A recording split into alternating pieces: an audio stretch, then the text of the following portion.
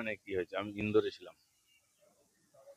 কি ঘটনা হয়েছে জানি না। বিশ্ববিদ্যালয় দখলের চেষ্টা হয়েছে, এবিভিপি বনাম এসএফআই বনাম পুলিশ বনাম ধস্তাধস্তি টিম, এবং যাদবপুরের যে এমব্লেমটা ছিল গেটে লাগানো বিশ্ববিদ্যালয়, সেটা আবার খুলে নেওয়া হলো কেন? দেখুন, পরিবর্তন হয়েছে, অনেক কিছুই হবে। 6 মাস অপেক্ষা করুন, একটু উঠা ফটা উল্টা পাল্টা। তো এটা ঠিক যে দাদাগিরি, দেশবিরোধী ক্রিয়াকলাপ, এটা চলতে দেওয়া যাবে না কোথাও। যাদবপুরে একাধিকবার দেশবিরোধী স্লোগান উঠেছে, যাদবপুরে পাকিস্তানের পক্ষে স্লোগান উঠেছে, দেওয়াল লিখন ছিল পাকিস্তানের পক্ষে। সেই যাদবপুরে কালকে সর্বরী মুখোপাধ্যায় ডাক দিয়েছেন যে কোনো বিদেশি শক্তির হাত যাদবপুরে শক্ত করতে দেওয়া যাবে না। যখনই এরকম কিছু হয়েছে, বাকিরা প্রতিবাদও করে না।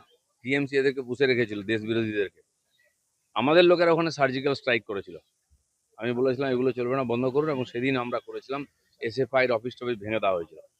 আবার যদি ওখানে এরকম দেশ বিরোধী গতিবিধি বা স্লোগান উঠে, একই ঘটনা ঘটবে, আবার সার্জিক্যাল স্ট্রাইক হবে। অভিষেক বন্দ্যোপাধ্যায়ের ব্যাংক অ্যাকাউন্ট নিয়ে টালবাহানা চলছে, অ্যাকাউন্ট ঠিক হবে কি হবে না এখনো বিস্ফোরণ চলছে। আদালত তো চলছে, যে ব্যাপারটা সেটা নিয়ে না বলাই ভালো। আদালত দেখছেন সব খতিয়ে। চলো, কোনো প্রশ্ন নাই, সব প্রশ্নের উত্তর হয়ে যাবে কদিন পরে। হ্যাঁ দাদা, দেবকে নিয়ে 30% কাটমানির পোস্টার গোটা হাঁটাল ছেয়ে গেছে, এই ব্যাপারে কি বলবেন? আমার জানা নেই, আমি গিয়ে খোঁজ নেবো, যেহেতু আমার জেলা। কাটমানি কে খাচ্ছে, কেন খাচ্ছে, পোস্টারই বা কে মারছে। অনেকে অনেক কিছু করার চেষ্টা করছেন, সব ব্যাপারে আমার মনে হয় এত চাঞ্চল্য প্রকাশ করার দরকার নেই। আর বাকি এ ধরনের কমপ্লেন এলে পুলিশকে জানানোর দরকার। পোস্টার দিয়ে কিছু হয় না, হয়তো রাজনীতিক চাঞ্চল্য হয়, খবর হয়, কিন্তু সমাধান কিছু হয় না। জাকির হোসেনের ভাই গ্রেপ্তার, পাক গুপ্তচর সন্দেহে একাধিক তথ্য পাচারে জড়িত বলে দাবি এসটিএফ এর। কয়লা বালির পাথরের পরে এবার দেখুন, এই ধরনের দেশ বিরোধী গতিবিধির যে ক্রিয়াকলাপ পশ্চিমবাংলায় কেন্দ্র করে বহু বছর চলেছে, এখনো চলছে। আমরা সেটাকে সমাধানের চেষ্টা করছি। অন্যান্য রাজ্যে শেষের দিকে চলে এসছে, কিন্তু এই যে বিরোধীরা যে ধরনের আন্দোলন করে, এদের মনোবল বাড়াবার চেষ্টা করছে। কিন্তু আমাদের সরকার, রাজ্য সরকার, কেন্দ্র সরকার দুটোই এই ধরনের বিদেশি এজেন্টদের এখানে যে বাড়বাড়ান্ত, এটা কিছুতেই সহ্য করবে না। অমিত শাহ এসেছেন আজকে, তিনি বৈঠক করবেন সীমান্ত নিয়ে। বিশেষ চিন্তিত যে এ রাজ্যের সীমান্তে এতদিন যে কাজ হয়নি।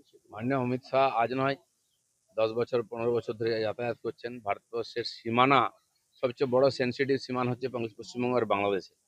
সে সীমানা কি করে আটকানো যায়, তার জন্য আগের সরকারকে বারবার বলেছেন। টিএমসি সরকার জমি দেয়নি। ক্ষমতায় আসার সঙ্গে সঙ্গে 45 দিনের মধ্যে আমরা জমি দিয়েছি, এবং এখনো সেই প্রসেস চালু হয়ে গেছে। 252 কিলোমিটার বেড়া দেওয়া হয়ে গেছে, প্রায় জমি পেয়ে গেছে, কাজ শুরু হয়ে গেছে। এখনো 50 কিলোমিটার খোলা জায়গা আছে, যেটা আমরা জমির খুঁজছি, প্রসেস করছি। এছাড়া কিছু জলা বা নদী আছে, সেটা বাদ দিয়ে প্রায় পুরোটাই পশ্চিমবঙ্গ বাংলাদেশ বর্ডার সিল হয়ে যাচ্ছে। তো মাননীয় অমিত শাহ খুব সিরিয়াসলি বিষয়টাকে নিয়েছেন, এবং প্রতি মাসেই প্রায় এখন আসেন। এখানকার আইন শৃঙ্খলা থেকে আরম্ভ করে সীমান্ত গতিবিধির ব্যাপারটা ওনার নজরে আছে। বাজারে সমস্ত জিনিসপত্রের দাম অগ্নিমূল্য, চাল ডাল তেল চিনি সমস্ত কিছুর দাম বাড়ছে। এই যে চিনি গুড়ের দাম 1,20,000 টাকা বৃদ্ধি, এটা কি পেট্রোলের জন্য বলে মনে হয়? চিন্তার বিষয় আছে, আমি জানি না কেন হচ্ছে, তবে এর আগেও টাস্ক ফোর্স গেছে, দিয়ে বাজারেতে এদের খোঁজ খবর নিয়েছে। আসল জিনিস যেটা সবজি ইত্যাদির দাম বাড়ে, সবজির দাম খুব বেশি বাড়তে দেওয়া হয়নি, যেটা ছিল মোটামুটি কাছাকাছি আছে। কিন্তু এই ধরনের কিছু বিশেষ বিশেষ ব্যাপার, যেমন পেঁয়াজের দাম হুট করে বেড়ে যায়, চিনির দাম, এগুলো সিন্ডিকেট চলে। এটা খোলা মার্কেটে সবাই ব্যবহার করতে পারে না, কিছু লোকের হাতে থাকে। আর সেই জন্য এটার খোঁজ খবর নেওয়া উচিত, কারণ চিনি তো এখানে তৈরি হয় না, বাইরে থেকে আসে। এর পেছনে কারণ কি, অনেক ধরনের চক্রান্ত চলছে।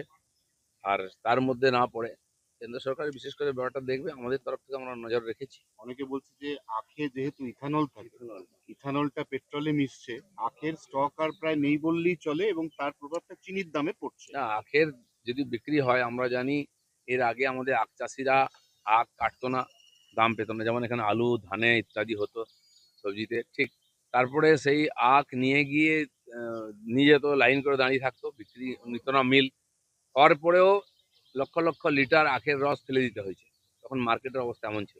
আজ আখ বিক্রি হচ্ছে, আখ চাষিরা পয়সা পাচ্ছেন, কিন্তু তার জন্য লিমিটেশন আছে। আলাদা করে ইথানলের প্ল্যান্ট তৈরি হচ্ছে বিহার ইউপিতে, তার জন্য চাষ হচ্ছে আলাদা। আমার মনে হয় না এখান থেকে ক্রাইসিস হবে, এত বাড়ার কোনো কারণ নেই। পাট কোনোদিন সহায়ক মূল্য পেত না, এবারে কেন্দ্র সহায়ক মূল্য দিচ্ছে 600 টাকার নিচে কুইন্টাল, বিক্রি হচ্ছে 800 টাকা। তো চাষিদের পক্ষে লাভ হয়েছে এটা, কিন্তু কালোবাজারি করে সাধারণ মানুষের মধ্যে ক্রাইসিস তৈরি করাটা এটা অনুমতি দেওয়া যায় না।